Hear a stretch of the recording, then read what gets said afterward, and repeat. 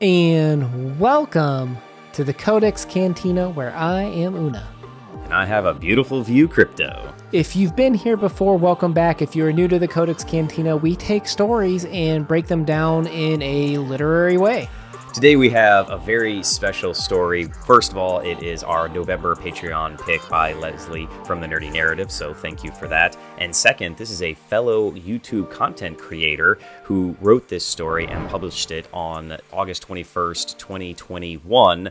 And this is from Mason in the Dark, and the story is The View from the Fifth Floor. And we will leave a link to his story where you can listen to him reading it to you in the doobly-doo down below for you guys to check that out. And I'd recommend that you do that because this is one of those stories that revolves around kind of like one of those twists. So if the twist is known, this is one of those things that brings a lot of value, I think, to the story. And it's also worth pointing out, too, we have not talked to Mason about the story. I have no idea what his intention was with the story. This is just going to be our reaction. This is kind of going to go through our process of how we review things. And it could be that, Mason was just, maybe he was writing it for this big sleuth intent. Maybe he was writing it just to entertain.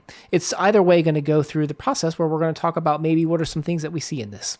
I know I would really like to reach out and discuss with the story. Maybe he can come on the channel one day as a guest. That would be amazing, and kind of maybe hit on some of the finer points, because I know that we discussed a little bit about maybe is this isolationism or what's going on with the main character. And of course, there's the big kind of twist at the end, and there's not a lot of foreshadowing to that. So that twist is really, really neat and cool. So I'd like to see kind of where he came up with this idea. So this story is told in first-person narration, and interestingly enough, as we read Anna Karenina, and we have tons of themes of public versus private life and isolationism, to your point earlier, I feel like the story kind of touches on that as well.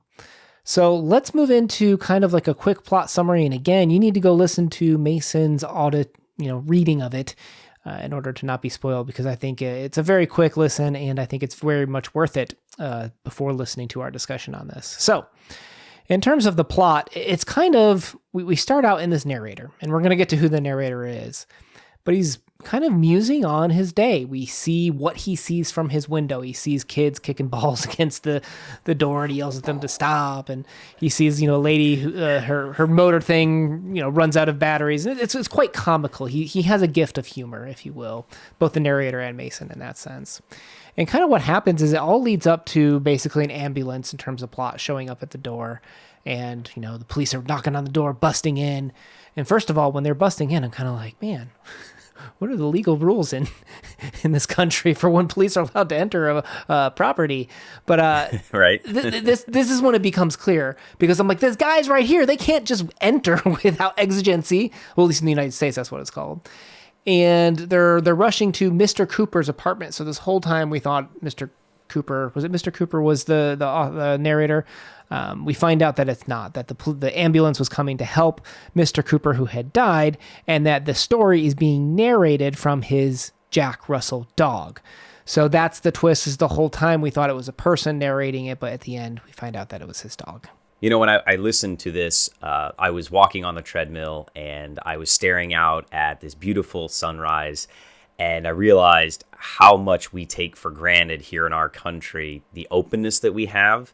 And we have all these neighbors, but we are truly isolated, and sometimes we close ourselves off.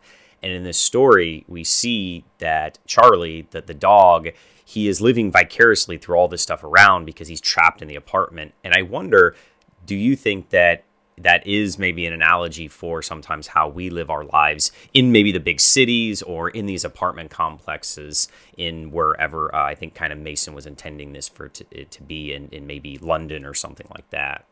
Well, regardless of whether he intended it or not, what does that say that we were able to identify and relate with the isolation this dog felt? Right? What does that mean, particularly here in, he wrote this. It's still kind of quarantine. I mean, it's post-quarantine in a sense, but we're still in not a lockdown, but we're in a restricted state. So what does that mean that a dog that's locked up all day in an apartment, we can just completely bypass everything and be like, yep, I get that guy. I get the situation that he is in. What does that just say about us as a society? I never thought about that this is very much probably written during or post-pandemic, that are we meant to be the dog? Because we're seeing the story through his eyes and sort of living our lives through other people's lives, whether it be Netflix or just, creeping on the neighbors or, through Zoom meetings or FaceTime or something. We are really looking into other people's lives through windows all through the pandemic. And that's what dogs have to do that are kind of symbolizing us, because the dog is given all these human qualities. Right. It's very interesting. Right. Well, and the dog, I don't know if the dog knows that he's a dog, right? Because in terms of the collective pronoun, it says, we as people, as we get older, people expect less of us, right? And that sets up part of the illusion, is that this dog, I think, doesn't know that it's a dog. I think it really does believe it's a human, because it's trying to talk to the kid, hitting that ball against the door, and like the kid behaves strangely, and you're like, okay, well, that's kind of weird. And it's only later when you see the twist and that the dog's narrating this, that you're like, oh, I can see that, how like when you're kicking a ball against a door, a dog's gonna bark and yep at you, and you just smile at it. It makes a lot more sense then. But from this dog's perspective, he's trying to communicate with you. And I think that's kind of interesting to your point. I don't know if the dog actually believes it's a dog, because it keeps saying people, and the collective pronouns lumps it in with people, that it's kind of, I don't want to say it's selling the illusion that's going to happen in a sense. We never get a clue that, well, I mean, there's kind of minor clues, but it's also equally washed out with a lot of things that just assume that it's a person. And this is why this story is a great example of the anthropomorphizing of a pet, giving it those human qualities. And it made me a little bit sad, and I guess that's how effective this story is, because I think about the dog that I lost last year, and that I don't know if I ever told my little Frankie my name. I always said his name to him, but did I ever tell him my name? Yeah. And so the Jack Russell here, Charlie, knows Mr. Cooper's name, and I think that's really touching. And a little bit, I think that there is the theme of relationships, of that, dogs can be our best friends, and that we're their best friends too, and that the dog was, very concerned and protective of his master. When the paramedics and the police arrive, he's like, "Hey, get out of here! This is our place. This is my safety. This is my sanctuary."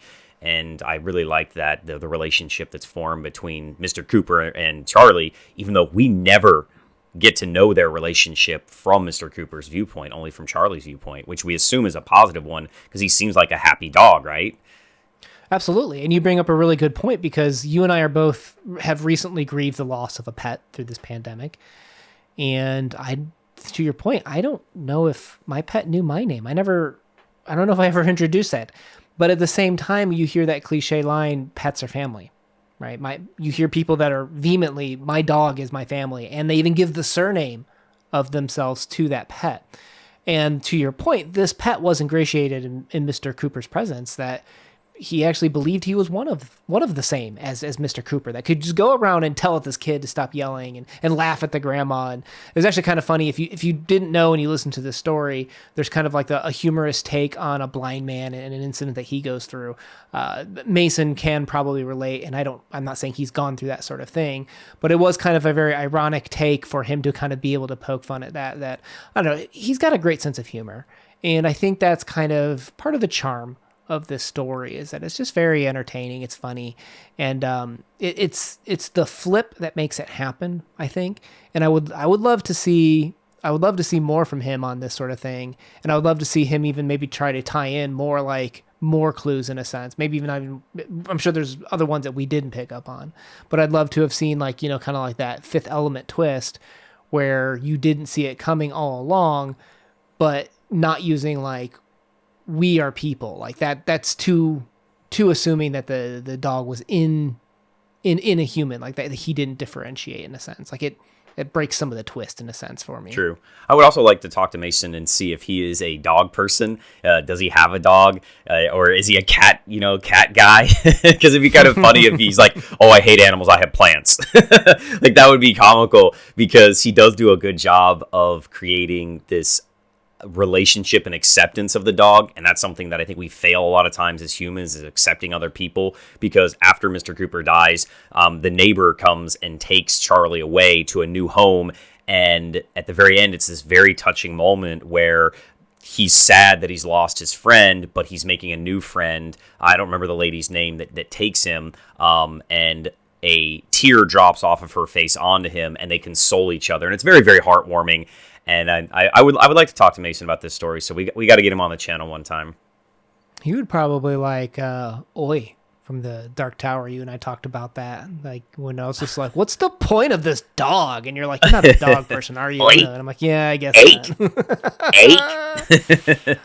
All right, guys, we will leave a link, like we said, to his channel down below. Please go check it out. We appreciate both him for writing the story and sharing it. That's a very personal thing, and I think it's awesome that he's going through that type of creative endeavor to kind of share that.